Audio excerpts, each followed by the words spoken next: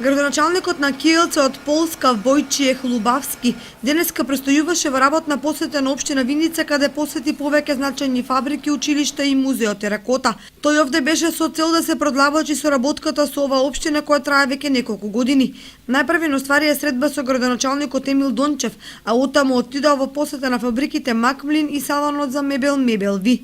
Градоначалникот доаѓа за прв пат и за време на тредневната посета има за цел да ја зајакне соработката помеѓу овие две општини во насока на подетално запознавање на стопанските потенцијали и размена на информации за учество на наши фирми на сајми во Полска. Во Виница деновиве од понеделникот до четвртокот на гостини градоначалникот на општина Киелце од Република Полска. Ова наше познанство е веќе 2 години и бевме ние на посета во Киелце пред 3 месеци. Сега имаме возвратна посета, се договараме за идната соработка со градот Киелце, пред се во делот на образованието, размена на искуства во средните училишта. Меѓутоа ги посетивме и фабриките во Виница, производствените капацитети, ги покажавме можностите на општина Виница за внесување на странски капитал, новата тир зона и можностите за странски инвестиции. Очекуваме во наредниот период и посета од полска делегација, бизнес делегација од Полска.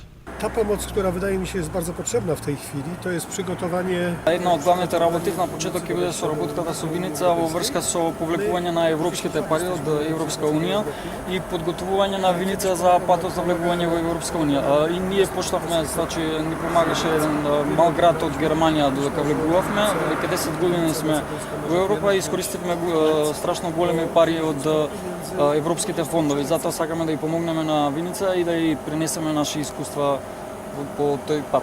Градоначалникот на Киелце работната посета ја продолжува и во среда во Скопје во амбасадата на Полска. За во четврток во Виница да оствари средба со директорите на Средното општинско училиште Ванчо Прке и на детската градинка